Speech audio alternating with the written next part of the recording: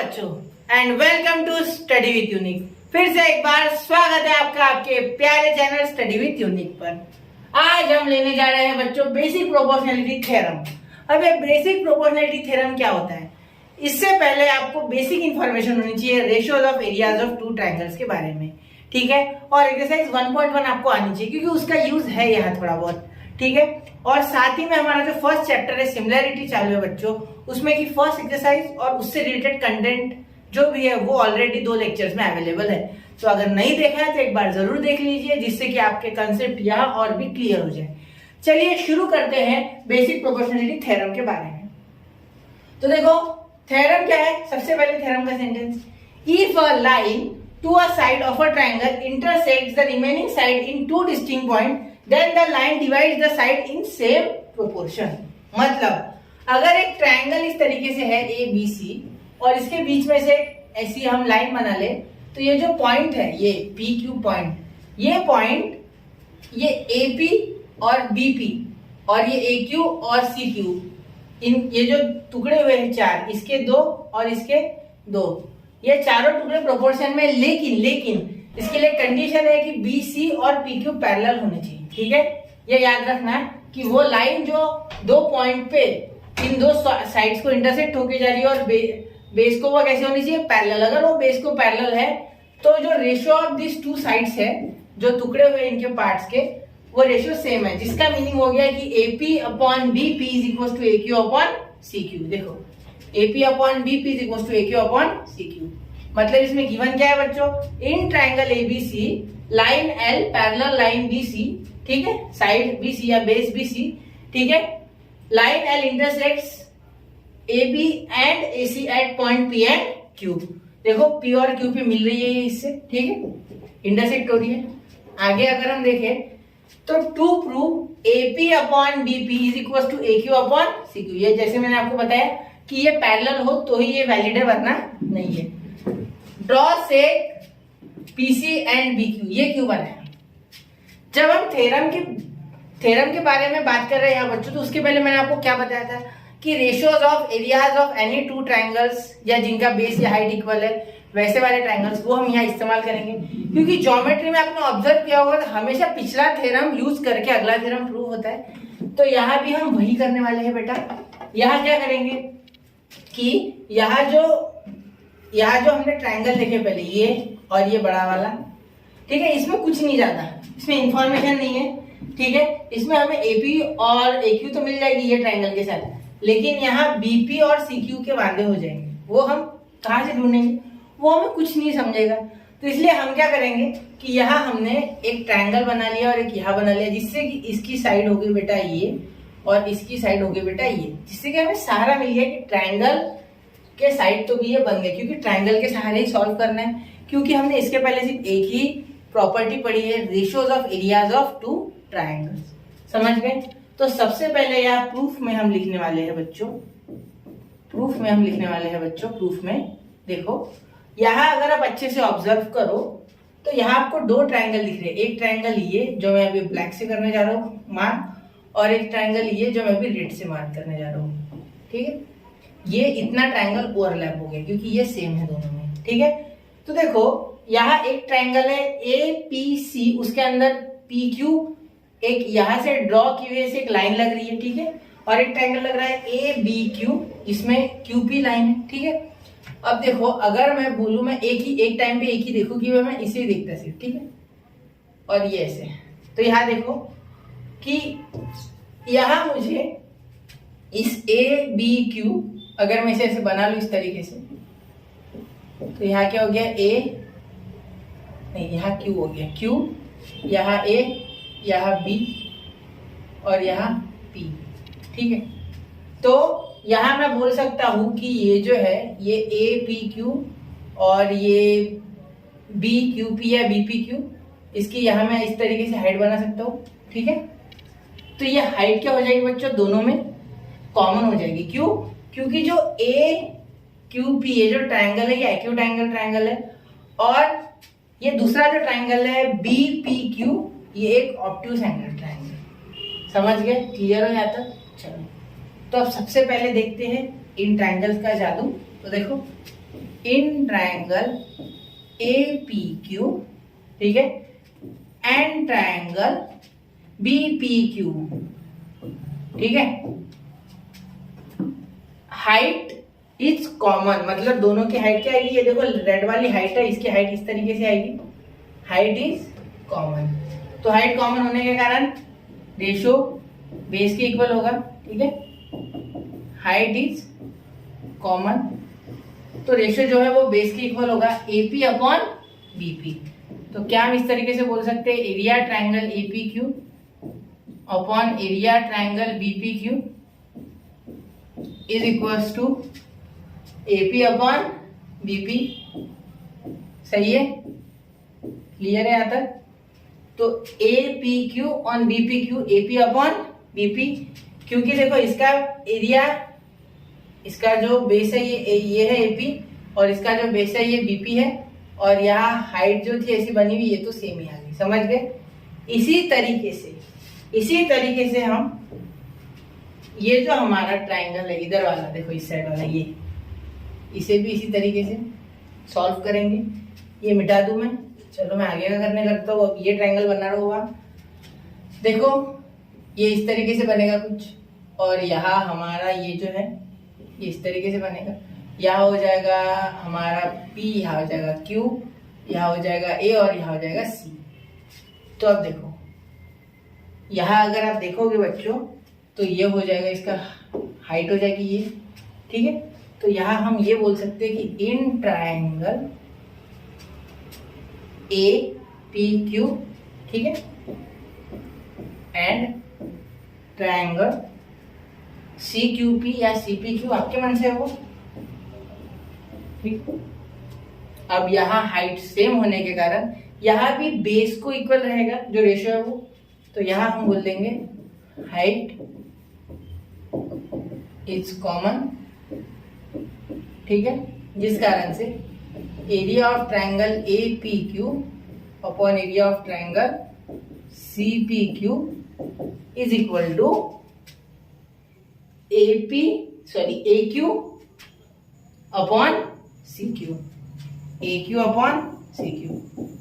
अब देखो जो हमें मिलना था वो मिल गया, AP अपॉन BP यहाँ, ये PV BP एक ही है, और AQ अपॉन CQ यानी AQ अपॉन QC यहाँ मिल गया हमें। सिर्फ अब हमें इसे इक्वल करने की देर है। यहाँ देखो, यहाँ एक चीज जो आपको लिखनी चाहिए, जो मुझे भी लगती है मिसिंग हो गई, वो इस तरीके से आपको ये लिखना है कि areas are proportionate to bases, areas are proportionate to bases. तो क्या मैं अच्छे से लिख लूँ थोड़ा, ठीक है, जिससे कि आपको कोई दिक्कत ना हो अगर आप एग्जाम वगैरह में लिखे तो, वरना आपके मार्क्स काट सकता है कोई, ठीक है। तो यहाँ लिख देता हूँ, एरियाज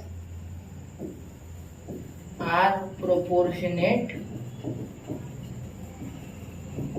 टू बेसिस, ठीक है, समझ गए। अब इसे ही यहाँ क्लोन कर लेता हूँ, ठीक।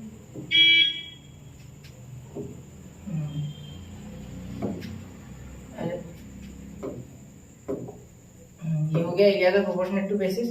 अब देखो यहाँ इसे थोड़ा नीचे कर ले, और यहाँ भी लिख देंगे एरियाज, ये लिखना है, वो जरूरी है, ये कुछ भी नहीं छूटना चाहिए ज्योमेट्री में, टू बेसिस, ठीक है। चलो क्लियर हो गया यहाँ तक। अब हमें एक ही चीज करनी है बच्चों की, इसके बीच में जो चीज आ रही है वो एक ही है, क्या है वो सिर्फ इतनी है कि हमें ये और ये दो ट्रायंगल अड़का रहे हैं, यहाँ हमें ये इन दोनों का ही ऑब्स्टेकल है। बाकी देखो, बाकी APQ, क्योंकि हमें लेफ्ट साइड इक्वल चाहिए, देखो राइट हैंड साइड इक्वल चाहिए। अब राइट हैंड साइड इक्वल तब तक नहीं हो सकती जब तक लेफ्ट नहीं होनी चाहिए, इसलिए मैंने कहा लेफ्ट हैंड साइड इक्वल करना है। तो APQ तो है, लेकिन BPQ और CPQ किसी भी हाल में हमें इक्वल करना है, जिससे कि वो आसानी से बाकी का हो जाए। तो देखते हैं BPQ और CPQ को कुछ जुगाड़ करते। तो BPQ और CPQ, अरे बहुत आसान है ये भी। देखो यहाँ ये और ये पैरेलल है, जिस कारण से ये जो हाइट बनेगी इसकी और यहाँ जो इसकी हाइट बनेगी ये वाले ट्रायंगल की बाहर, दोनों ऑब्ट्यूज एंगल है, देखो ये भी ऑब्ट्यूज ये भी ऑब्ट्यूज, तो हाइट बाहर ही बनेगी। तो perpendicular distances between parallel lines are congruent, और एल और बीसी ऑलरेडी कॉन्ग्रुएंट पैरेलल थी, ये देखो यही दिया है। तो perpendicular distances are congruent therefore, और साथ में बेस जो है पी क्यू वो भी कॉन्ग्रुएंट। अरे हो गया भजन, क्योंकि बेस भी कॉन्ग्रुएंट और हाइट भी कॉन्ग्रुएंट, मतलब सेम। तो बेस और हाइट दोनों सेम होने की खुशी में हम क्या ये लिख सकते हैं कि ये जो ट्रायंगल्स हैं, ठीक है, ये जो ट्रायंगल्स है ये इक्वल है, इनका रेशियो 1:1 है। देयरफॉर इन ट्रायंगल BPQ, ठीक है, in triangle BPQ and triangle CPQ, base PQ is a common base, ऐसा लिख लो, PQ is a common base, ठीक है, एंड हाइट इज कॉमन, या हाइट आर इक्वल लिख लो, क्योंकि दो हाइट बनेगी, हाइट आर इक्वल, ठीक है। अब यहाँ आप रीजन दे देना कि परपेंडिकुलर, आप लिख लेना कि L is parallel to BC, line L parallel BC, ये आप लिख सकते हैं, ठीक है। तो यहाँ लिख देना चाहिए। तो और इंफॉर्मेशन के लिए, perpendicular distances between parallel lines are congruent, therefore area of triangle BPQ upon area of triangle CPQ दोनों इक्वल होने के कारण हम क्या लिख सकते कि जो एरिया है, ठीक है, जो एरिया है वो हम लिख सकते हैं बच्चों 1/1। तो मतलब यहाँ ये इस तरीके से चले गया, तो एरिया ऑफ ट्रायंगल BPQ, शांति समझ लो ये पहला ही थ्योरम है अभी आपके टेक्स्ट बुक का सबसे, तो ये अच्छे से आना चाहिए आपको, ठीक है, तो ये अच्छे से आना ही चाहिए।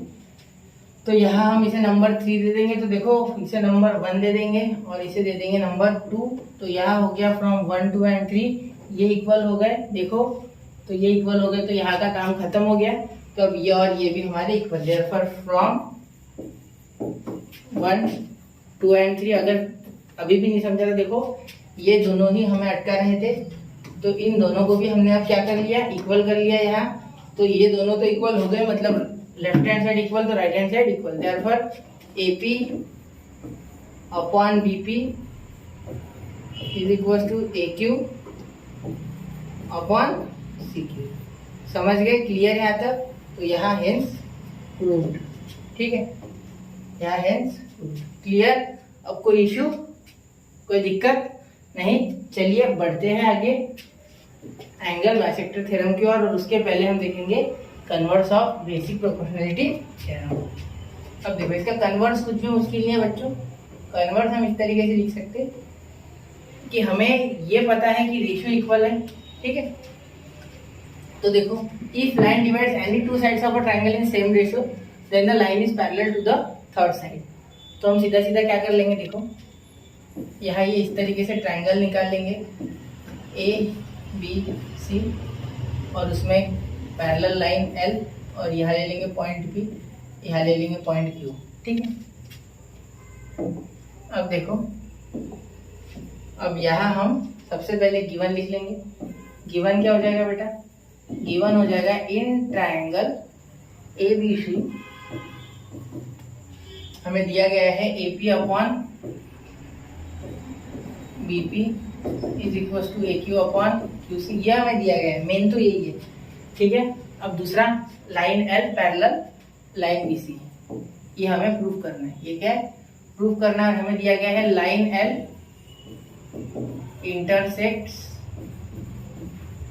intersects the side AB,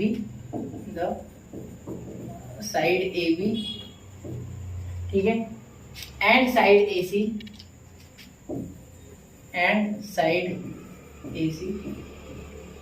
at point P and Q respectively, ठीक है। तो क्या हम यहाँ बोल सकते हैं टू प्रूफ क्या है बच्चों, टू प्रूव है कि लाइन एल पैरेलल सेक बीसी, समझ गए, सेक बीसी। तो यहाँ कंस्ट्रक्शन की तो कोई ज़रूरत मुझे तो नहीं लग रही, मैं डायरेक्टली भी कर सकता हूँ। ठीक है, एक बार देखते थोड़ा ज़रूरत है क्या, ज़रूरत है क्या। ठीक है, चलो अब एक बार करके देखे। देखो यार, अगर मैं बोलूँ कि ये और ये ट्रायंगल, अगर मैं सोचूं कि ये और ये पैरेलल करना है, तो मुझे सबसे पहले क्या करस्पॉन्डिंग एंगल, ये और ये इक्वल, ये और ये इक्वल कर दूं करस्पॉन्डिंग एंगल, तो सीधा मैं एक झटके के अंदर बता सकता। तो करस्पॉन्डिंग एंगल बताने के लिए मुझे ये वाला ट्रायंगल छोटा वाला और ये बड़ा वाला ट्रायंगल दोनों कॉन्ग्रुएंट प्रूव करने होंगे। ए टेस्ट सबसे आसान होती है, ठीक है, ये आपको पता है, पिछले साल 9th क्लास में वो पढ़ रखा है। ठीक है, ए टेस्ट के बारे में। ठीक, तो क्या मैं यहाँ 9th का कुछ थोड़ा बहुत इस्तेमाल करके कर लूँ प्रूफ? ठीक है, जिससे कि दूसरी मेथड लगाऊंगा समय लग जाएगा। देखो समझने की कोशिश करो जो मेथड मैं बता रहा हूँ अभी। ठीक है, तो यहाँ क्या करना है, देखो हमें क्या दिया गया है, AP अपॉन BP और AQ अपॉन CQ। ठीक है, ये दिया गया है ना हमें। तो यहाँ क्या करना आपने, ठीक है, AP और BP, तो मैं BP को हटाना चाहता हूँ। ठीक है, तो मैं उसको पहले इन्वर्ट कर लूंगा, उल्टा कर लूंगा, फिर मैं कंपोनेंटो लगा दूंगा। ठीक है, जिससे कि ये AP ऊपर ऐड हो जाएगा, जिससे कि यहाँ AB मिल जाएगा मुझे और यहाँ AC मिल जाएगा। मतलब मुझे AC और AB इसका रेशियो मिल जाएगा with AP and AQ equal. तो वो हो गया, तो सीधे मैं ये कॉमन एंगल लेके ये दोनों ट्रायंगल ऐसे स्टेज से क्या कर दूंगा, सिमिलर कर दूंगा। और उसके बाद ये ट्रायंगल के एंगल तो इक्वल होते ही है, सिमिलर। जो आपने 9th में पढ़ा है ना ट्रायंगल्स, उसमें से याद करो, तो उस तरीके से आसानी से हो जाएगा। ठीक है, तो वही देता हूं मैं लगाया। ठीक है, तो देखो सबसे पहले जो गिवन है उसे लिख लेते। In triangle ABC AP upon BP equals to AQ upon QC। ठीक है, सबसे पहले इन्वर्टेंडो, क्योंकि मुझे ये नहीं चाहिए, ये मुझे चाहिए, इनको हाथ नहीं लगाऊंगा मैं। ठीक है, तो सबसे पहले इन्वर्टेंडो बाय इन्वर्टेंडो। देखो ये अलग थोड़ी सी यूनिक मेथड है, मैंने खुद बनाई है। BP अपॉन AP, ठीक है, और QC upon AQ by componendo. ये आपने पिछले साल पढ़ा है, ये ऊपर ऐड कर देगा, तो BP plus AP upon AP is equal to QC plus AQ upon AQ। तो क्या मैं यहाँ लिख सकता, BP प्लस AP AB, तो AB अपॉन AP, और यहाँ QC प्लस AQ AC, तो AC अपॉन AQ। सही है, यहाँ तक क्लियर है, AC अपॉन AQ। तो अब इसे दे दूंगा नंबर 1। ठीक है, अब मैं लिखता हूँ, मैं इस ट्रायंगल को थोड़ा दूर करना चाहूंगा अपने से। प्यारे ट्रायंगल, तुम थोड़ा दूर चले जाओ। ठीक है, मत जाना, लेकिन इसे लेके जाना। ठीक है, यहाँ हो गया। अब देखो यहाँ हम क्या लिख सकते हैं आगे, कि इन ट्रायंगल ABC, नहीं पहले, हाँ ABC, क्योंकि AB इक्वल है, ऊपर AB है, इसलिए मैं ABC ले रहा हूँ। ठीक है, क्योंकि रेशियो लिखते समय हमें अच्छे से लिखना होगा। ABC and triangle APQ। ठीक है, अब क्या लिख लेंगे आगे, देयरफॉर AB अपॉन AP। ठीक है, देखो AB पहले AB बाद में, is equal to AC upon AQ, AC upon AQ। ठीक है, फ्रॉम 1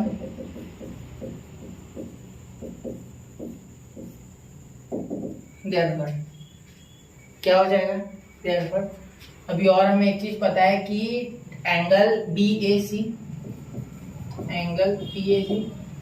कॉन्ग्रुएंट एंगल PAQ। ठीक है, कौन सा कॉमन एंगल, क्या लिख लेंगे, कॉमन रीजन क्या दे देंगे बच्चों, कॉमन एंगल। ठीक है, रीजन हम दे देंगे यहाँ कॉमन एंगल। ठीक,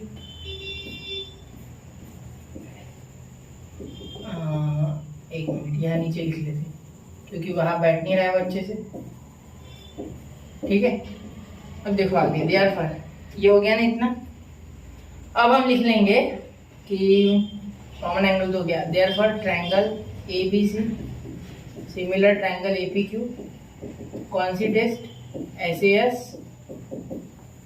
टेस्ट।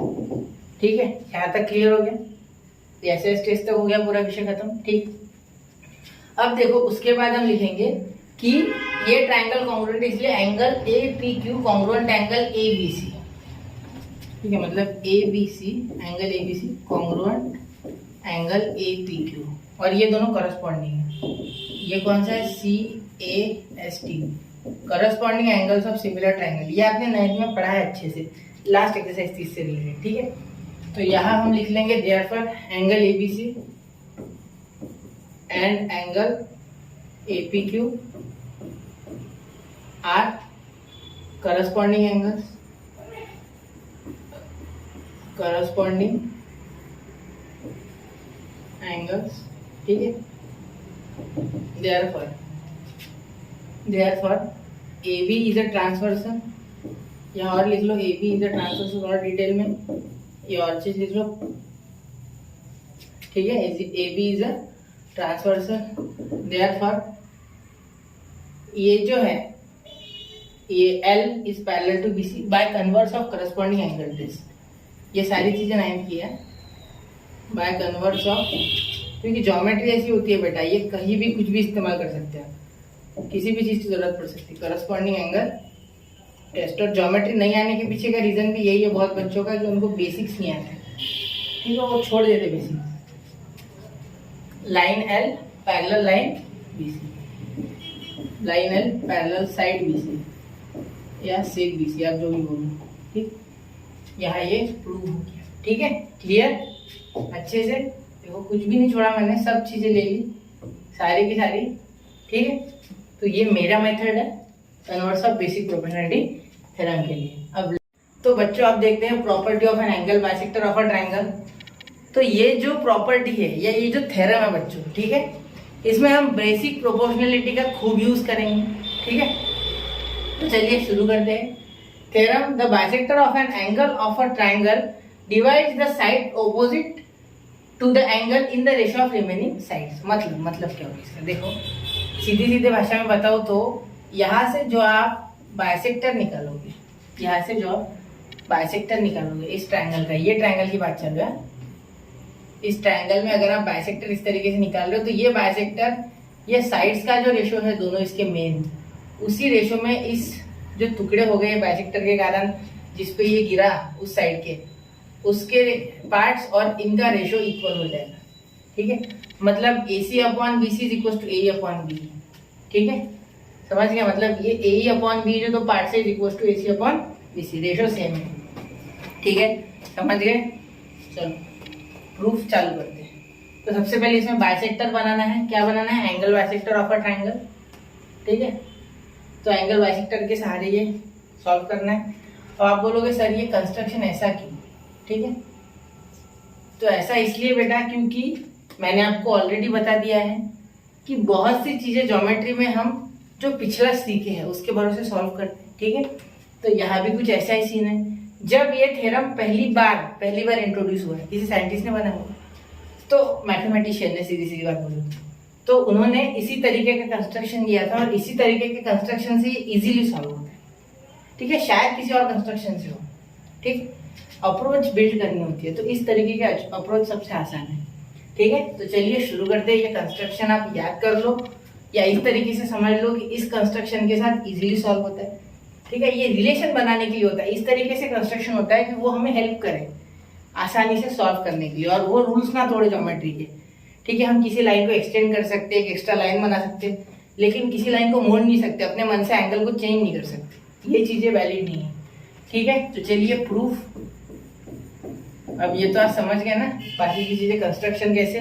तो ये AC को CD D तक क्या कर दिया, एक्सटेंड कर दिया, और BD ड्रॉ कर ली C को पैरेलल। ठीक है, हमने मन से मतलब पहले D तक इसको एक्सटेंड कर लिया, और BD इस तरीके से बनाई कि ये C को पैरेलल है। ठीक है, draw line parallel to C, मतलब C को पैरेलल BD बना।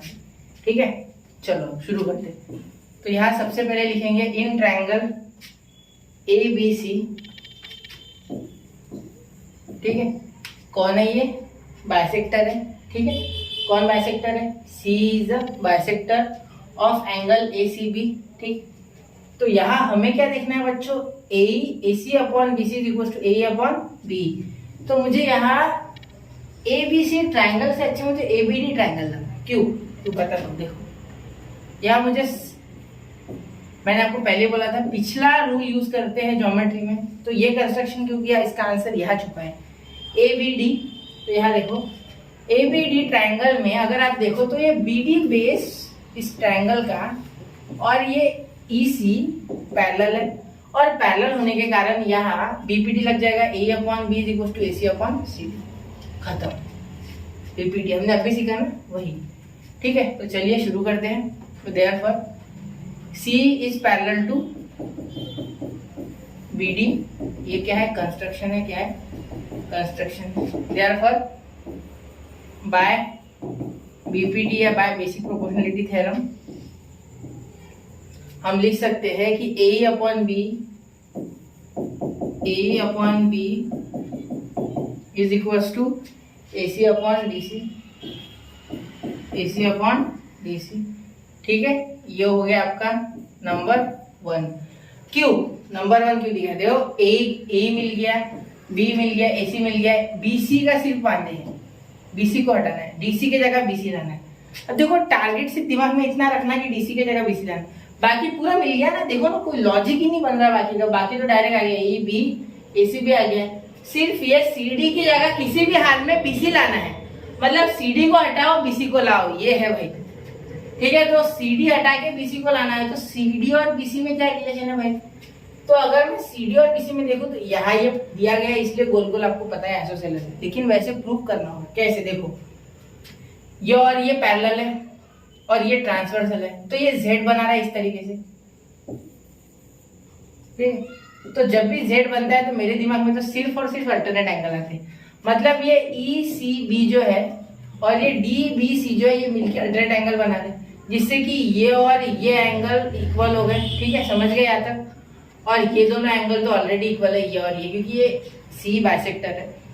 और देखो ये ACE और ये CDB ये F बन रहा इस तरीके से, मतलब ये करस्पॉन्डिंग, तो ये और ये भी इक्वल, तो ये दोनों तो ऑलरेडी एक दूसरे से इक्वल है, ठीक है। और ये इसके कारण इक्वल, क्योंकि ये इसके साथ है, ये इसके साथ है, ये देखो ये इसके साथ और ये इसके साथ, तो ये दोनों इक्वल है, तो ये दोनों भी इक्वल, क्योंकि ये इनमें से किसी ना किसी एक के साथ है, ठीक है। तो इस कारण से यहाँ मैं बोल दूं अगर A, यहाँ मैं बोल दूं अगर B, यहाँ मैं बोल दूं C, यहाँ मैं बोल दूं D, तो मैं बोल दूं कि angle B is equal to angle C, तो ये हो गया आपका अल्टरनेट एंगल। मैं यहाँ बोल दूं angle A is equal to angle D, यहाँ मैं बोल दूं करस्पॉन्डिंग एंगल, क्योंकि यह F और यह Z, ठीक है। क्लियर? और एंगल A और एंगल B कैसे इक्वल है? Bisect angle C, angle C का बाइसेक्टर ही है, कौन है? C है, ठीक है। तो यहाँ एंगल A और एंगल B तो पहले से इक्वल है, मतलब B और A इक्वल है, तो ये D और C तो एक दूसरे के साथ हो ही गए ना, क्योंकि इनका मेजरमेंट सेम है। समझ गए? क्लियर? आगे होगा आपको ध्यान में। वापस से एक बार देखो, अगर नहीं समझा वो चीज वापस रिवाइज करो, आपके हाथ में कंट्रोल है, पीछे जाओ वापस देखो, समझेगा आपको, मैंने वही चीज बताई है, ठीक है। चलिए अब देखते। तो सबसे पहले लिखते इन ट्रायंगल, या ऐसे लिख लो कि C is parallel to BD, construction लिख लो चाहिए तो, ठीक है। Therefore angle ECB congruent angle DBC, जैसे कि मैंने आपको बताया अभी, अल्टरनेट एंगल्स, ठीक है। अब आगे देखो, यहाँ हो गया। अब दूसरा देखो, इसी में ये करस्पॉन्डिंग एंगल ACE और CDB, ACE congruent angle CDB, ACE congruent angle CDB corresponding, कौन सा? करस्पॉन्डिंग, एक मिनट, करस्पॉन्डिंग एंगल्स, ठीक है। यहाँ तक समझ गए। चलो अब आगे देखो, या हम ये बोल सकते हैं कि ये और ये और ये और ये इक्वल है, ठीक है। और लास्ट में हम लिखेंगे कि angle AC congruent angle BC, angle AC congruent angle BC या ECB। ACE और ECB एक ही है, ये मैंने यहाँ लिखते टाइम पे ECB लिख दिया, ठीक है। तो यहाँ क्या लिख लेंगे हम, गिवन, क्योंकि बाइसेक्टर तो गिवन ही है ना, angle C intersect bisector of angle C, angle C का बाइसेक्टर C है, ये तो गिवन ही था, ठीक है। ये तो विधि में लिखा है, तो विधि का विधान कैसे बदल सकते, तो ये देखो यहाँ ये कॉमन, तो यहाँ angle DBC congruent angle CDB, ठीक है। यहाँ 1 2 और 3 लिख लो चाहो तो, और यहाँ लिख लो फ्रॉम 1 2 एंड 3, ठीक है। तो इस तरीके से अगर हम लिख ले तो यहाँ हम पहुंच गए, यह विषय यहाँ हमारा खत्म हो सकता है, ठीक है। अब आगे देखो, आगे हम क्या लिख लेंगे, ये और ये इक्वल है, ठीक है। तो इन ट्रायंगल BCD, ये बहुत मुश्किल जाता है बच्चों को, ये प्रॉपर्टी बहुत बच्चे गलत करते हैं, प्रैक्टिस जरूरी है इस पे। BCD प्रूफ गलत करते, प्रॉपर्टी गलत नहीं लगाते, प्रूफ का। ये BCD, तो BCD ये जो ट्रायंगल है इसमें CBD मतलब DBC और CDB, देखो DBC CDB ये इक्वल हो गए, तो क्या है, आइसोसेलेस ट्रायंगल हो गया, हाँ बिल्कुल। तो angle DBC congruent angle CDB from 4, इसे 4 दे दो, ठीक है। therefore क्या बोल सकते, therefore CD is equals to BC, ठीक है। Sides opposite to congruent angle, ठीक है। Side opposite to congruent angles, ठीक है। देयरफॉर क्या बोल देंगे हम यहाँ कि CD और ये इक्वल है, तो यहाँ देखो CD की जगह BC डाल देंगे, देखो DC, यहाँ लिख लेंगे AE upon B is equals to AC upon BC, ठीक है बच्चों। तो पता है मुझे यहाँ समय लग गया बहुत, ये बहुत ही लंबा हो गया, लेकिन ये तीनों जो थ्योरम्स है ये बेसिक्स है आपके बाकी के थ्योरम के, तो ये तीनों थ्योरम याद रखना अच्छे से। और ये पेपर में भी पूछा जाता है, basic BPT basic probability theorem, converse, ये दोनों पूछने के चांसेस होते हैं। साथ में ये जो प्रॉपर्टी ऑफ एंगल बाइसेक्टर है ये एक्टिविटी में आ सकता है, कभी स्कूल के एग्जाम में आ गया, कॉमन टेस्ट में आ गया, इसलिए ये भी जरूरी है। तो ऐसे ही कॉन्सेप्ट्स और थ्योरम्स के लिए स्टडी विद यूनिक के साथ बने रहे, पढ़ते रहे, नोट्स बनाते रहे, आगे बढ़ते रहे। जय हिंद, जय भारत।